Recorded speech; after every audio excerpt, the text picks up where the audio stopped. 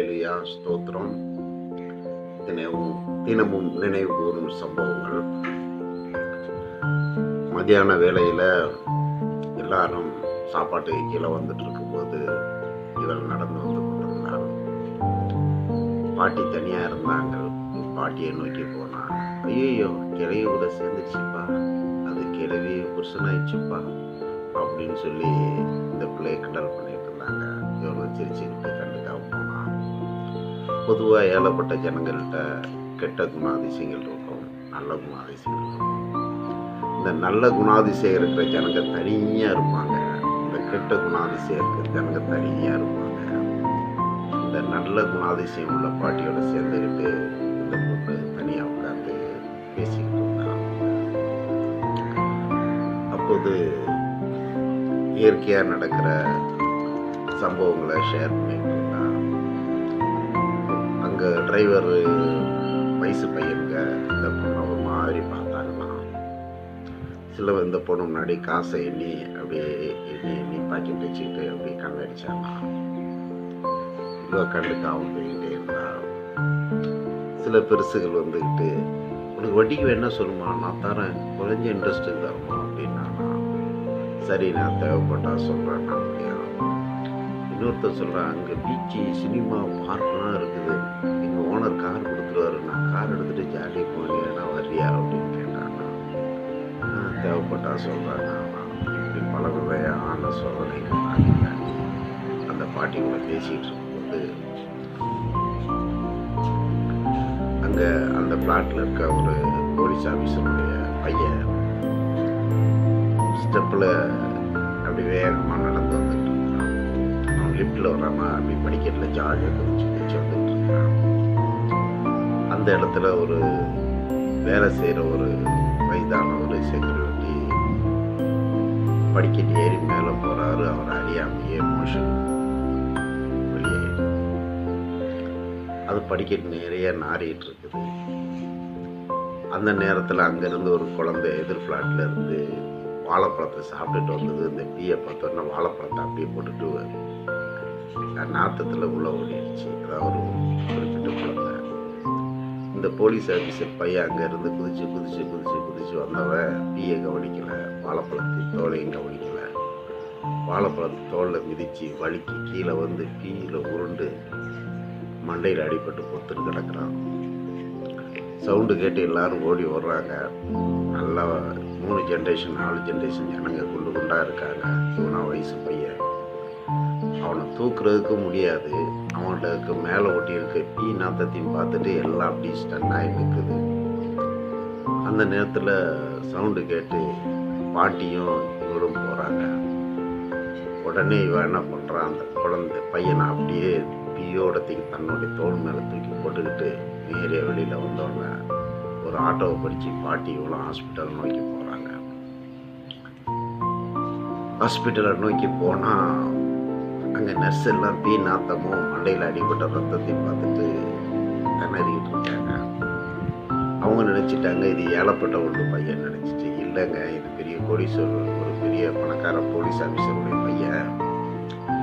ஃப்ளாட்டில் இருந்து உளுந்து மண்டையில் அடிபட்டு இந்த மாதிரி கிடந்தாங்க. நாங்கள் தூக்கிட்டு வந்துட்டோம், நீங்கள் சீக்கிரம் ட்ரீட்மெண்ட் பண்ணணும்னா நாத்தமாக இருக்குது அப்படின்னாங்க. நாங்கள் க்ளீன் பண்ணுன்னு சொல்லி பாட்டியோட சேர்ந்து அந்த ட்ரெஸ்ஸெல்லாம் கடன்னு கட் பண்ணிவிட்டு அந்த பையனுக்கு ட்ரெஸ்ஸை மாற்றி ஒரு நர்ஸு செய்ய வேண்டிய வேலையை கடன்னு செய்தாங்க. இவங்க மேலே இருக்க நாத்தத்தை பார்க்கவே இல்லை.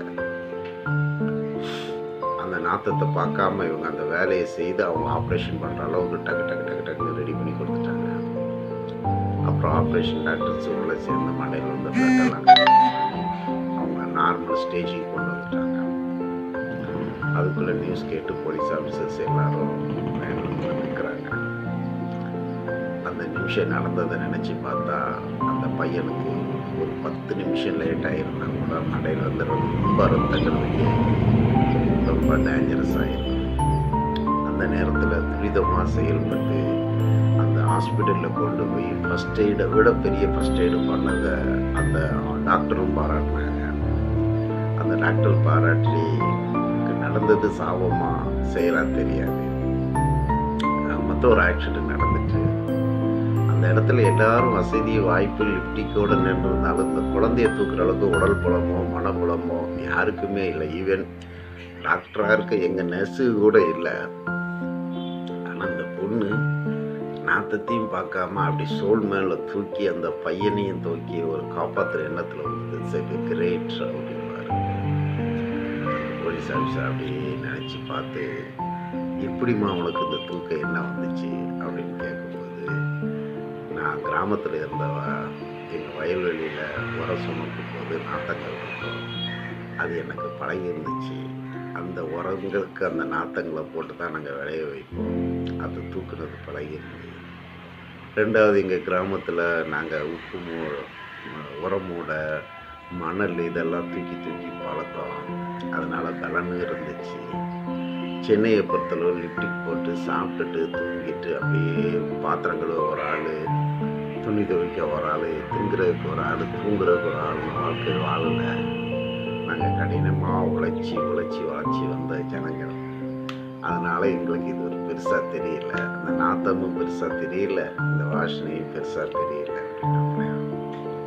அப்போ தான் அவர் பார்த்தாரா, நானும் கிராமத்தில் தான்மா வளர்ந்தேன், ஆனால் அங்கே பாரு கல்யாணம் பண்ணிட்டு வந்து கிராமத்து பிள்ளைங்களே தின்னுட்டு பூதக்கடா மாதிரி உட்காந்துக்கிட்டு இருக்கீங்க, நீ உழைக்கிற பொண்ணாக இருக்க, நீ நல்லா இருப்பாமா, இப்படி தான் ஒவ்வொரு பெண்களும் இருக்கணும், உனக்கு என்ன உதவினாலும் என்கிட்ட கேளு, நான் உனக்கு அதிகமாக செய்வேன், நீ இந்த ஃப்ளாட்டுக்கு வந்த ஒரு தேவதம்மா, நான் வணங்குறேன்னு சொல்லிட்டு அந்த ஆஃபீஸர் அந்த அம்மாவுக்கு காலையே விழுந்து அவருக்கு குழந்தைய காப்பாற்றின ஒரு சந்தோஷம். பொதுவாகவே பாட்டி அங்கே எல்லாத்துக்கும் ஜெபம் பண்ணுவாங்க, எல்லாருக்கும் நல்லதை சொல்லுவாங்க.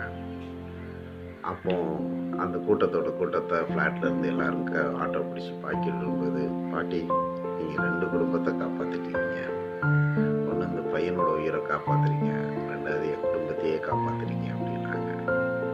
என்னென்னு கேட்டால், இந்த பாட்டிமா அவங்க வீட்டில் வேலைக்கு போகும்போது ஹஸ்பண்ட் ஒரு வீட்டில் சண்டை நடந்துகிட்ருக்கு. அப்போ சண்டை நடந்துகிட்டு இருக்கும்போது முத்திக்கிட்டு இருக்க நேரத்தில் இவங்க ஒரு பாட்டு பாடியிருக்காங்க, பழமை உண்டு உண்டு உண்டுன்ட்டு.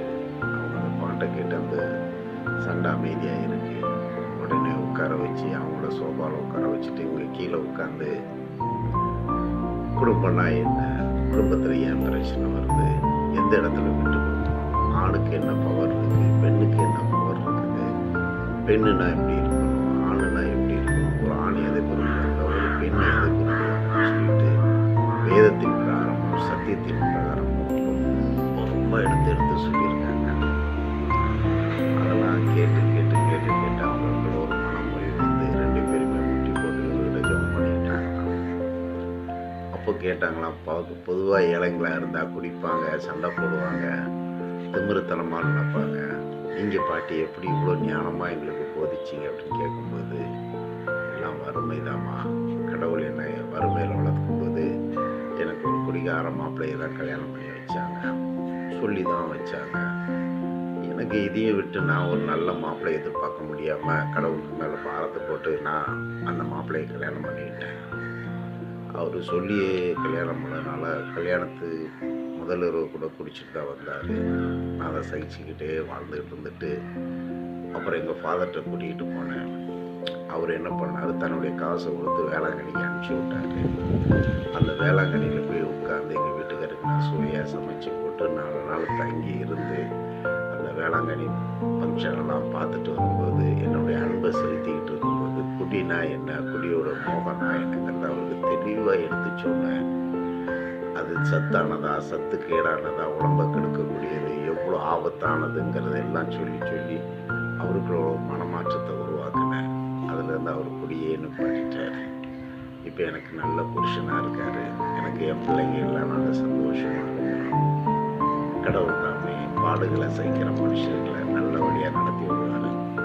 நாம் ஏழையாக பிறந்தாலும் சரி, பணக்காரனாக பிறந்தாலும் சரி, நல்ல எண்ணங்களோடு கடவுளை நோக்கி பார்த்தா கடவுள் எந்த விதத்திலேயாவது நம்மளுக்கு அற்புதம் பண்ணுவார். அவர் சொன்னாலாகும், அவர் தொட்டாலாகும், அவரை தொட்டாலாகும். அவரை நோக்கி பார்த்தோம்னு வெட்கப்பட்டு போவதில்லை. நாம் அவரை நோக்கி பார்த்து அவருக்காக ஜெபிப்பேன். அவர் எனக்கு விடுதலை தரார், சமாதானத்தை தரார். அல்லேலூயா. அப்படிங்கும்போது அந்த அந்த ஹாஸ்பிட்டலே பாட்டி என் பொண்ணையும் ஆச்சரியமாக பார்த்துட்டு இருந்தாங்க. ஆச்சரியத்துக்கு அலையிலையா ஆமே.